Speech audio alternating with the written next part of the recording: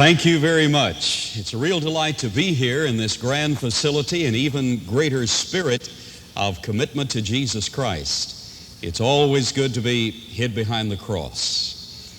I'm so very pleased with the identification of this ministry, centered around the Word of God and the living Word, Jesus Christ. These are times that try men's souls. If we ever needed to know what we believed and why we believed it, now is that time. We need to know the answer to the great questions of life. There are basically 4 great questions of life.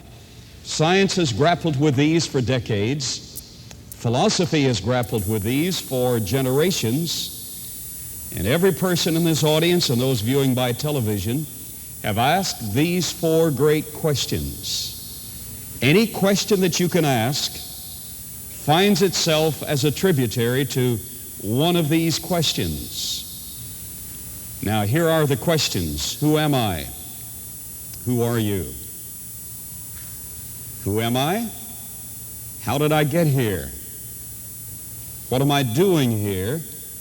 And where am I going? Now, think about that. Those are profound questions. Who am I? One leading evolutionist said, man is but a dizzy fly taking a giant trip on a huge cartwheel. He doesn't know where he's going. And for the average individual of this day, the average business of this day, the average academic institution of this day, that might be true to some degree. But I'm persuaded you know exactly where you're going. I'm persuaded you know where you've been. And one day we'll wind up at the feet of Jesus Christ. He is our answer. I'm glad you know where you're going. Not too long ago, a couple of fellows were walking down a railroad track. And they were out of it. They were on drugs, away from home, had no idea where they were. One of them said, man, isn't this the longest staircase you've ever been up in your life? And the other one said, it's not the length of this staircase, it's this low handrail that gets me. And they were walking down a railroad track. They had no idea where they were. But I'm persuaded that you know exactly where you are and why you are here. I believe you can answer these questions. Only the Bible, incidentally, can give you with an absolute definition the answer to these questions. Science has probed into every area possible in research and has not come up with a definitive answer because science doesn't believe in absolutes in most areas of their inquiry. Here are the questions again. Who am I? Who are you? The Word of God states, and after reflection you verify that you are a unique individual. Created originally in the image of God. There's only one like you, and yet you're identified with the rest of us. We're all human beings created in the image of God originally. But we've lost some of that in the fall. Sin is an absolute reality. Number 1, who am I? Number 2, where did I come from? How did I get here? Life origins. That's primarily what I want to talk to you about in this series of discussions. How did we get here? Life origins. The conflict between creation and evolution. Are we the product of a naturalistic circumstance, or were we originally designed and created by a loving, beneficent, all-wise, omnipotent Creator? I think before these sessions are over, you'll have a better answer to that question. How did I get here? Life origins.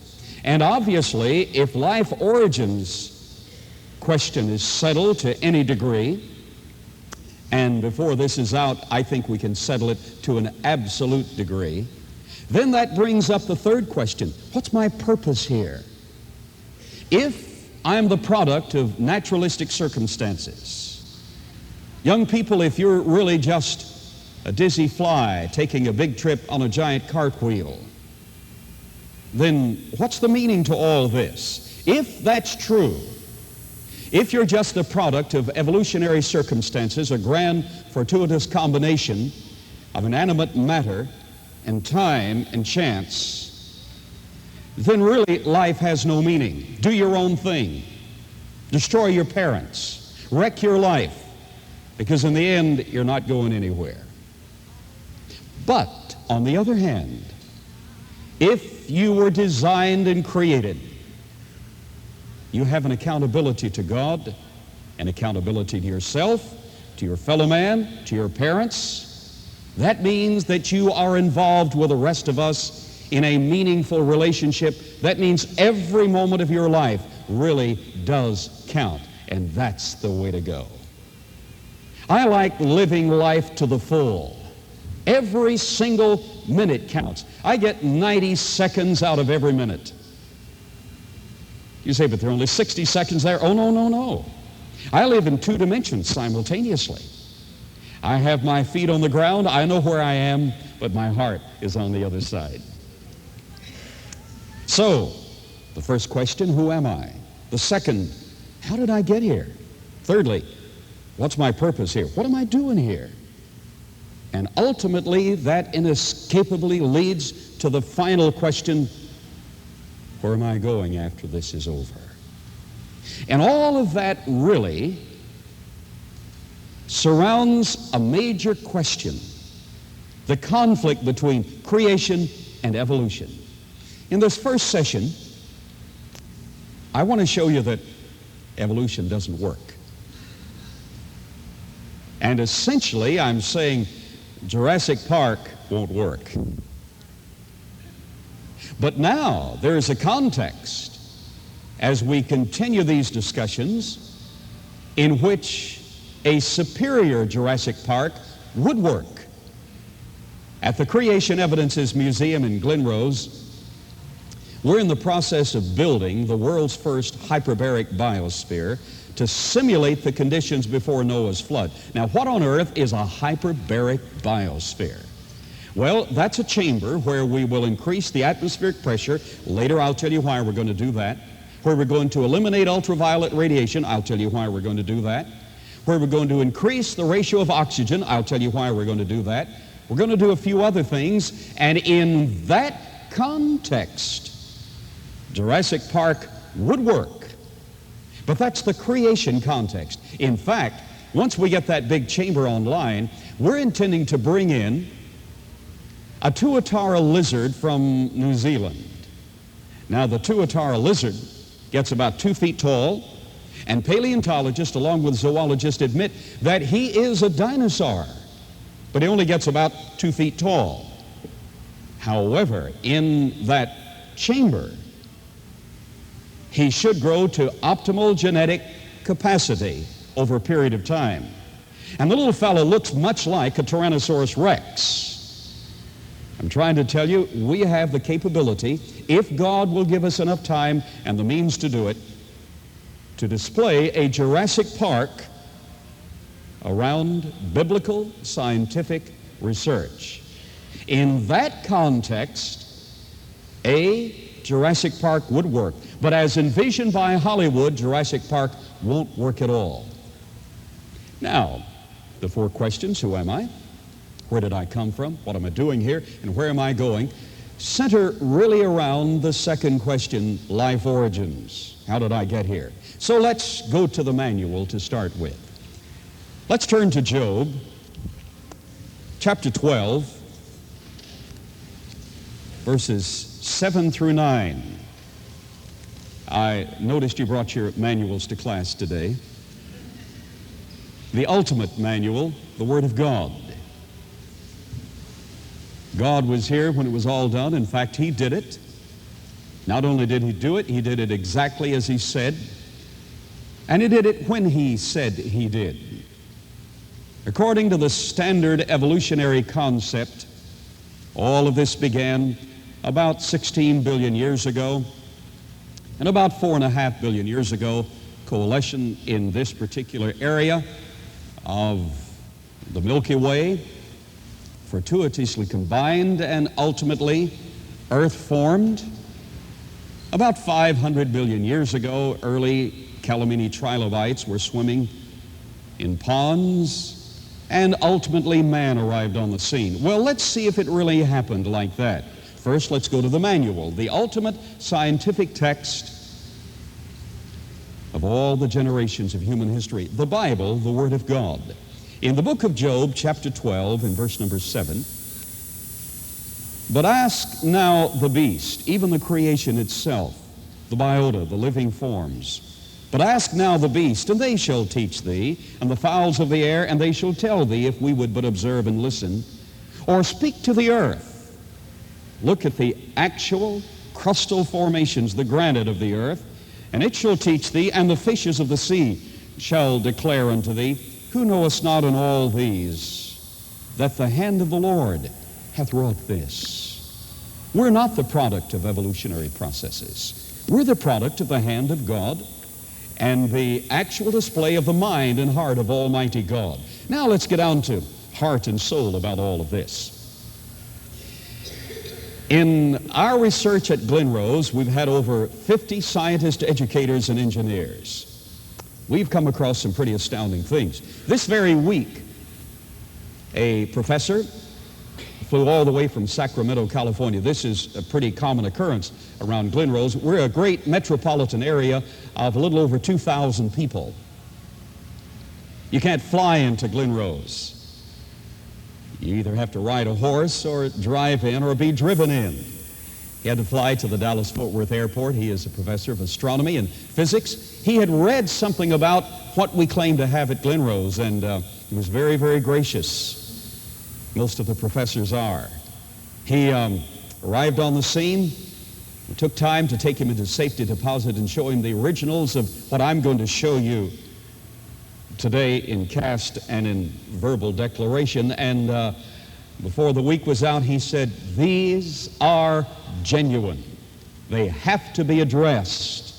Science must deal with what you have at Glenrose." And that is true. Well, what do we have at Glenrose? Well, if you can focus your attention on this chart prepared, I know you can't see everything about the chart, but I will do my best to verbally describe what is here. In the past, I have been an evolutionist. I've taught evolution. I am not an evolutionist, and I do not teach evolution.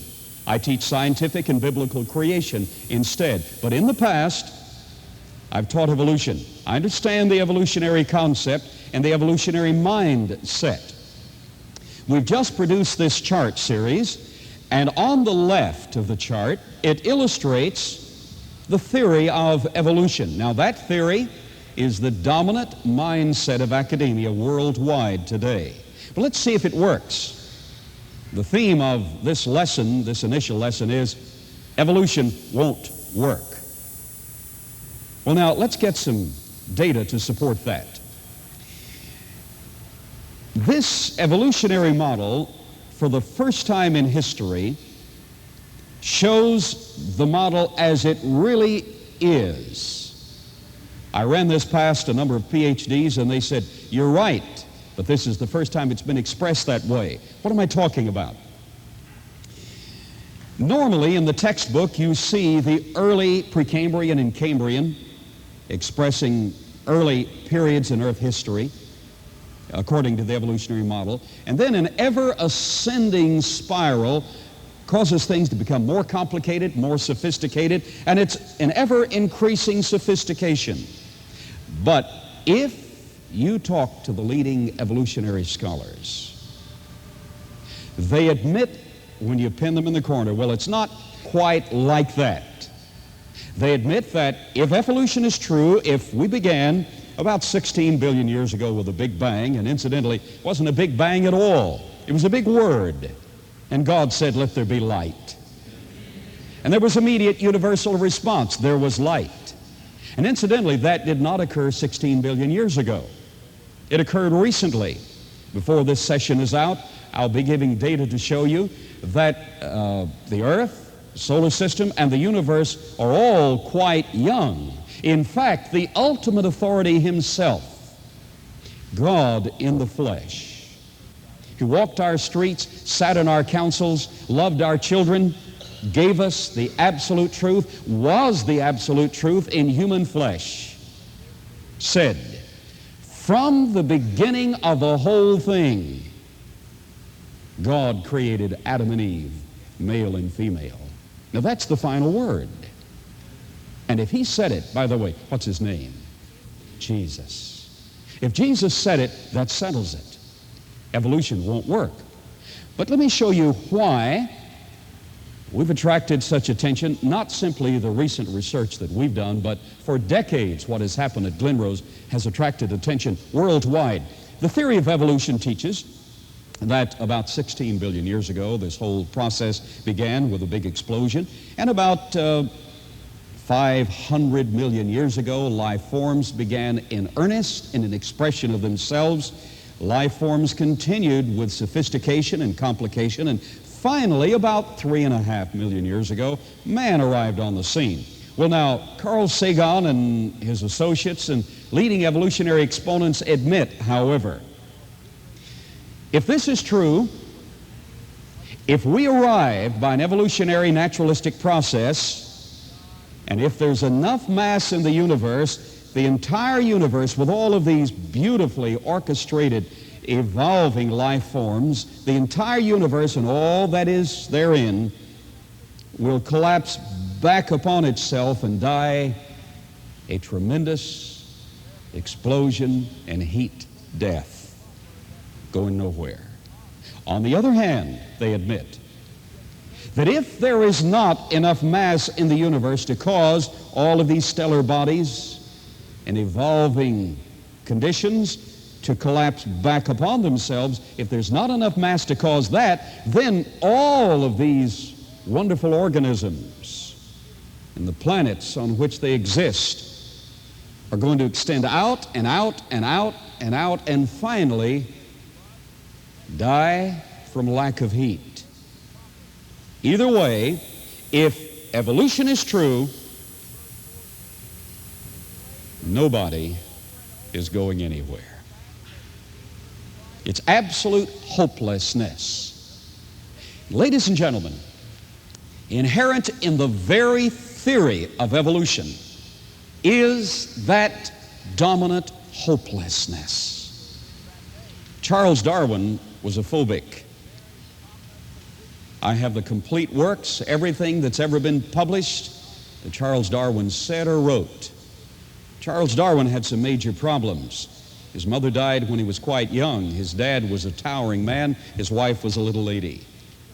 He felt from his own phobic observation of life that his dad, with his towering muscular physique, smothered his tiny little mother. And therefore, he resented God for giving him the parents he did. Well, it wasn't really that way at all. That was a problem within the mind and disposition and heart of Charles Darwin. You see, that little short mother needed the security of a towering man, found great satisfaction in that security. So the problem was within the mind and the heart of Charles Darwin. There was a phobic, writhing, chaotic turmoil. And that phobia said you can't really find the ultimate answer, and the whole thing is hopelessness. Well, just because there's hopelessness anchored within your own psyche and your own disposition doesn't mean that someone else hasn't found the real answer. And so there isn't hope outside yourself. In fact, hope is outside yourself. It is not within you. It's in a person, Jesus Christ. So I've tried to illustrate that if evolution is true, no one is going anywhere. And that is inherent within the very theory of evolution. There's a phobic turmoil that it's all hopelessness, so writhe in turmoil while you can. One leading evolutionary scholar said, the theory of evolution is unproved and unprovable, but the alternative is unthinkable. Well, now that's not rational thought. The alternative is supernatural creation. That's not unthinkable at all. In fact, that's how you got here. And one day, God will prove it to you. I hope in these sessions I can encourage you to see that creation is absolute fact. Now, let me show you why evolution won't work. In our research at Glenrose, with over 50 scholars involved, and scholars at an ever-increasing pace are examining this work, we have excavated 2 trilobites. I showed them to this professor in safety deposit just last week. 2 trilobites. Now, one of these is a calamine. And according to the theory of evolution, the calamine trilobite lived a short time, 500 million years ago. Got that? Now talk back to me. You know, it's better that way. I can keep you from going to sleep if you'll talk back to me. Even if the answer is no, at least you're talking back to me.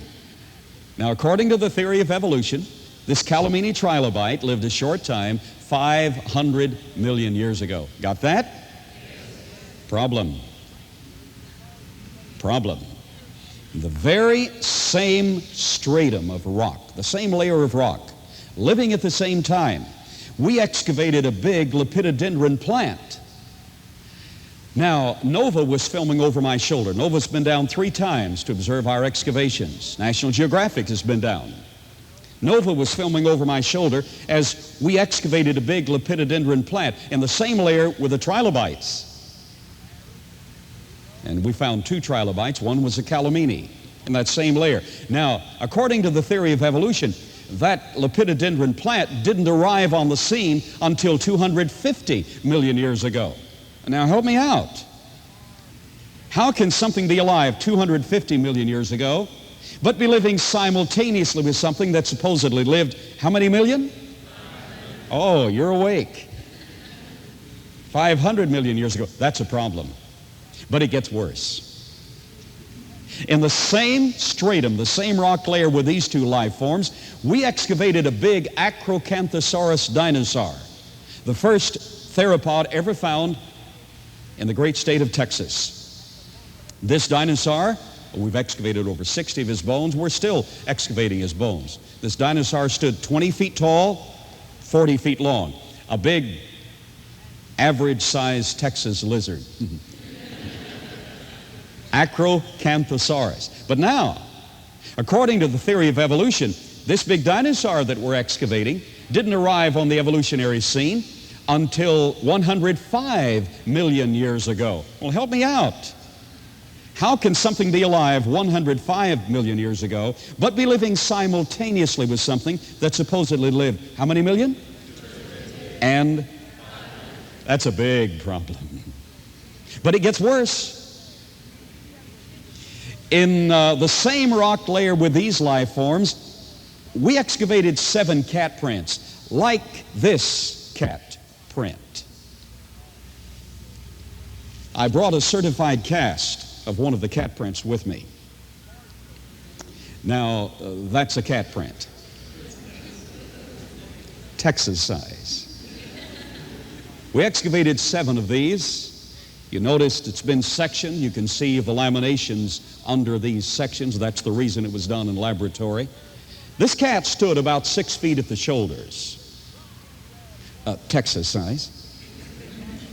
But Texas in the past. You see, everything was bigger in the past. We have at the Creation Evidences Museum the first replication of the largest bison ever found in all history, excavated in the sedimentary deposits out of Amarillo. That bison has an arc to his horns 8 feet across. That bison stood 10 feet at the shoulders. We can't grow them like that today. We can grow them about half that tall and about a fourth that weight. 10 feet at the shoulders. So mammals were larger in the past. Cats are mammals. Cats were larger in the past.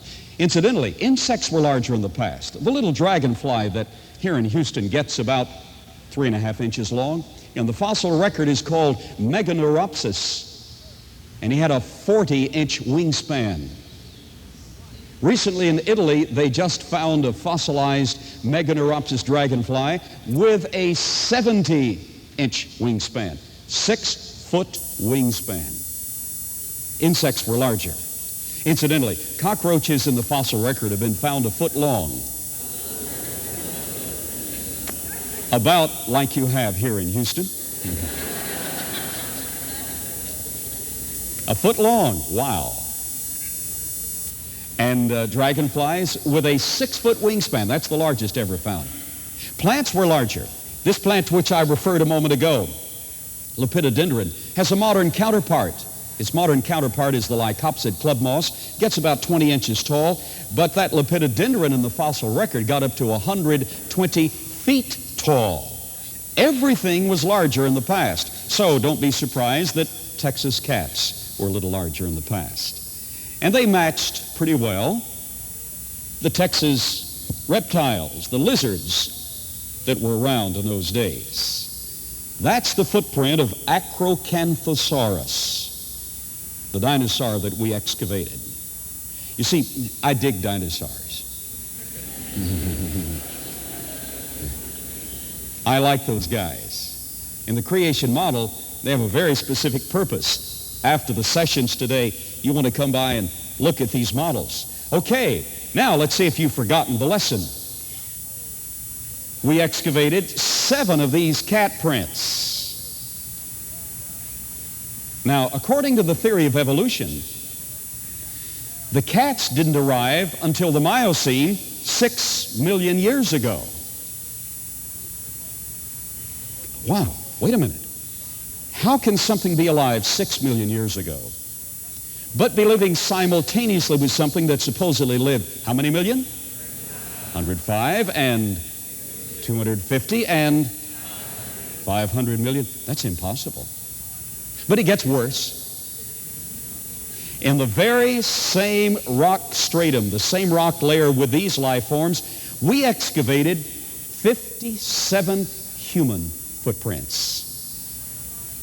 That means that man, the great cats, the great reptiles, the great plants, the trilobites, the whole geologic column lived at the same time.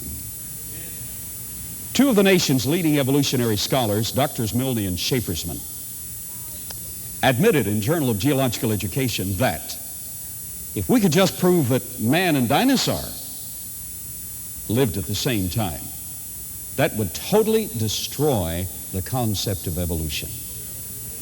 And it would. Now, why would it? Well, look, if in the geologic column, in the fossil record, you have man and dinosaur, there are no precursors leading up. You have the ultimate form already expressed. And no matter when that was laid down, that destroys the theory of evolution. In our opinion, that was laid down during the worldwide flood of Noah's day. In later sessions, I'll tell you about that creation model. But for the moment, I'm just trying to show you that evolution won't work. Let me show you one of those footprints. I brought a cast, certified cast of the Burdick print. The late Clifford Burdick bought this original print some years ago. We've excavated 7 like it.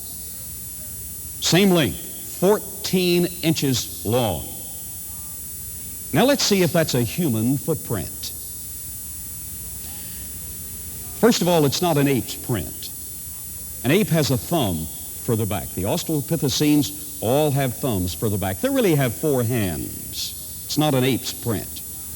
Let's see if it's a human footprint. Physical anthropologists have come to Glen Rose from many quarters of the globe, literally, because they've heard that we claim that in the past, such as when this print was excavated, and we know the place where it was, just out of Glen Rose, and other prints that we've excavated, they've heard about these and have said, no, wait a minute, that's impossible.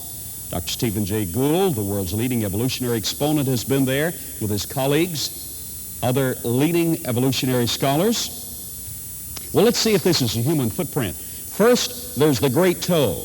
Now, church, the great toe is unique to mankind. No other life form has the great toe. Only man. The great toe, 2nd, 3rd, 4th little toe, the ball, the flange, metatarsal arch, medial section of the longitudinal arch, lateral section of the longitudinal arch, and the heel calcaneus section. That's a human footprint. Did you know you had that much to your foot? Not only is that a human footprint, that's a lady's footprint. 14 inches long. How do we know that's a lady's footprint? First of all, because it's headed toward the mall.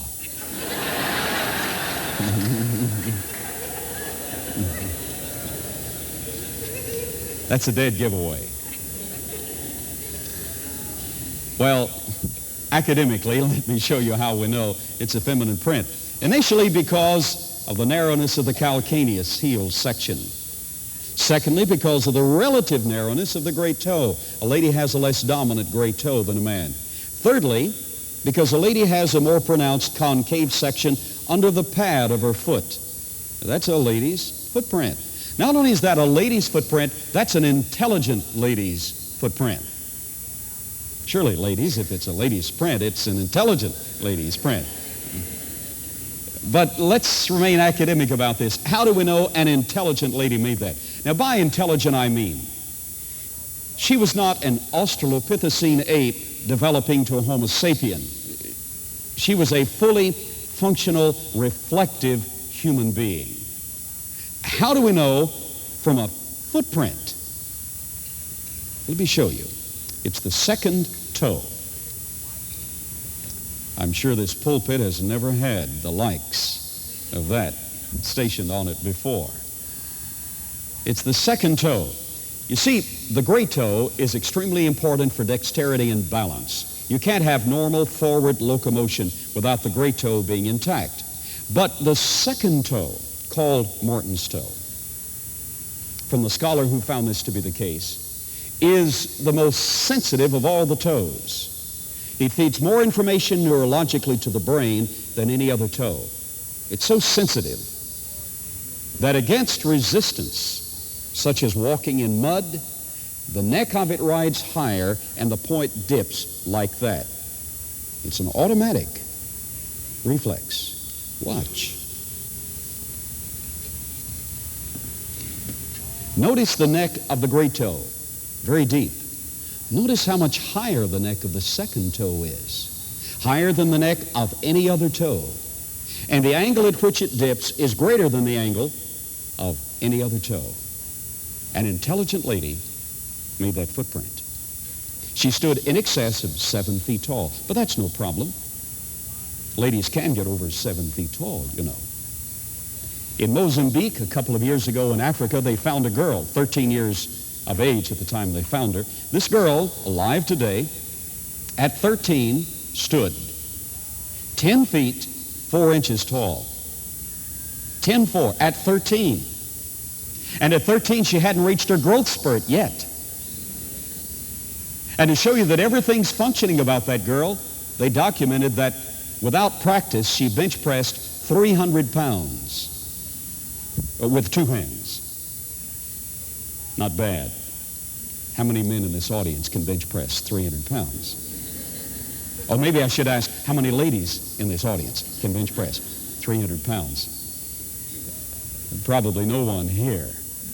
Certainly not a lady. I'm simply saying that everything's functioning for her.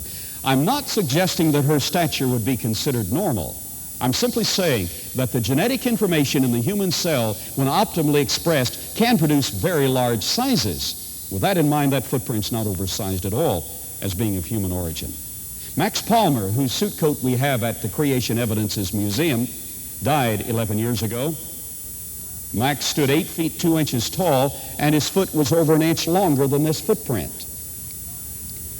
A few weeks ago, a gentleman came in the museum, and he said, "That's nothing. My Nike is 14 inches long." I said, "Prove it." And he held out his foot, and it was. He said, "My foot is 13 inches long, and I'm only 6'8". Only 6'8". He said, "When I wear these out, I'll send you my Nikes." I said, "Okay, but I'd rather you send us your foot." No, he can't do without his foot. I'm not suggesting that this size would be normal, even under pre-flood conditions. And in our opinion, this was deposited during the worldwide flood of Noah's day. But I am saying that this is not out of range for human potential. Not only do we have human footprints, in the same layer with dinosaur footprints, cat prints, the other things that I've indicated to you, we have a very unusual artifact. I didn't bring the original. Nova did a special, and they showed this without an answer. That very fine professor who this past week flew from California, from a state institution, to examine the evidences firsthand, when seeing the original of this artifact in safety deposit, said, this is going to have to be addressed because it's genuine. It offers some real problems for the evolutionary concept. Let me show you what this is.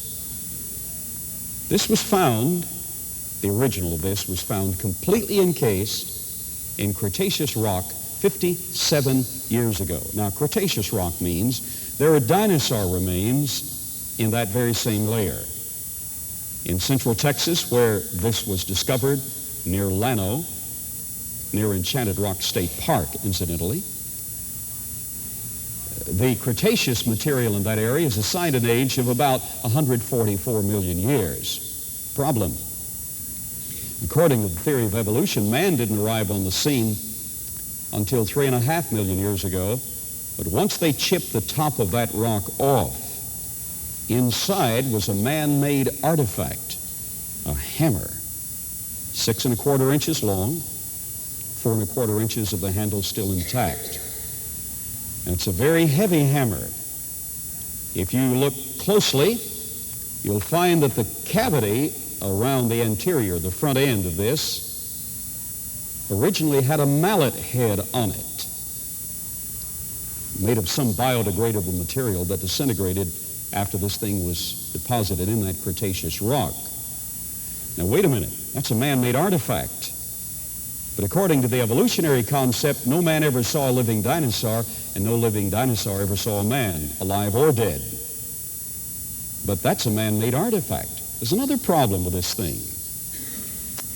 I took this to Battelle Laboratory in Columbus, Ohio. That's the lab that analyzed the moonstones. That's the league we're dealing in, incidentally. Took this to Battelle Lab, and we did a scanning electron microprobe elemental analysis and found that the elemental constituency of this hammerhead is as follows: 96.6% iron. That's almost pure iron. That's very nice. 96.6% iron, 0.74% sulfur, less than 1% sulfur, and 2.6% chlorine. That's what threw us. We can compound chlorine with other forms of iron, but not with metallic iron. The only way we can do it with today's sophisticated technology is to use ion implantation. Some of you scholars in this audience perhaps work in facilities capable of doing that, and you would verify immediately. Well, ion implantation was invented about 30 years ago, has been in use about 20 years. Well, now, wait a minute. That hammer was found 57 years ago, June 1936, completely encased in Cretaceous rock that's older than the ion implantation technique. With the ion implantation technique, you can only use a microscopic sample. You can't plate an entire implement.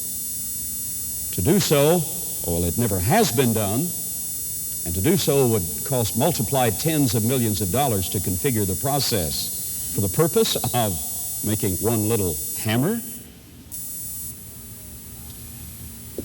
Recently, I had this at a laboratory, and we did a tomographic analysis. That is, used cobalt-208 with radiation to determine the interior structure. And the technicians at the laboratory were amazed. That's so uniform. The structure, the metallic structure, the molecular structure, the atomic structure is so uniform. It's incredible. There are no eddies and wave lines. There's no anomaly in the thing. It's so consistent. It's homogeneous. That's almost unheard of. We now, with very special recent technique, can get things essentially this homogeneous, but in decades past that was absolutely impossible. Yet the thing was found 57 years ago. Back to the chlorine. Recently, I had it in another laboratory because, church, we're looking for the facts. We have nothing to hide. We're not simply taking an artifact, putting it in the corner, and saying, okay, we've got something, now the world has to listen to the results. Well, we do have something, but we also are continuing the investigation with all of these things we claim to have. We're analyzing them and reanalyzing them.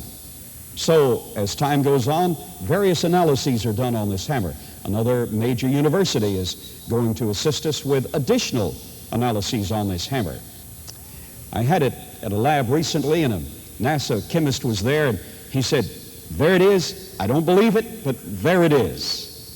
He said, chlorine compounded with iron. He said, if we could learn the technique of doing that, and he noted that where they seared it 57 years ago after they took the top surface of the rock off, the iron is shiny bright. That is fossil coating from the encasement area. The iron is shiny bright, and he noticed in 57 years it is not rusted. He said, if we can learn that technique, we can revolutionize metallurgy by making iron that won't rust. Wouldn't that be nice? Your Cadillacs and your Chevrolets and your Geos and your Hugos wouldn't rust. Wouldn't that be nice? Houston would again become the great metropolitan finance capital of the world. You're not any longer. But if you could have a technique of generating iron that wouldn't rust, the world would pave a road to your doorstep. And this NASA chemist said, that would revolutionize metallurgy. He said, but I don't know how we could do it. He said, I don't know how you can compound chlorine with iron for an entire implement. And I said, well now, what if you had twice the atmospheric pressure, total filtration of ultraviolet radiation? He said, oh,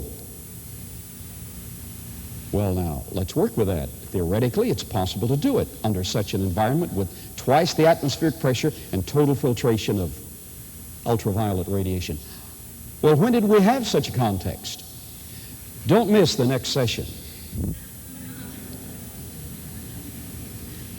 Was there a time when this could be readily done? We think so. What was the context? Oh, it's the total alternative to what we've been talking about in this session. I've tried to tell you initially, evolution won't work. But I want to show you in the next session, creation will work. And I want you to be thinking about this. If evolution won't work, then I didn't get here by natural circumstances. I got here by design and creation. If that's true, has the Creator revealed himself? Oh, yes. In living flesh, in the person of his Son, and in written word in his book, the Bible. God knows where he's going. Would you like to walk with him? Don't miss the next session.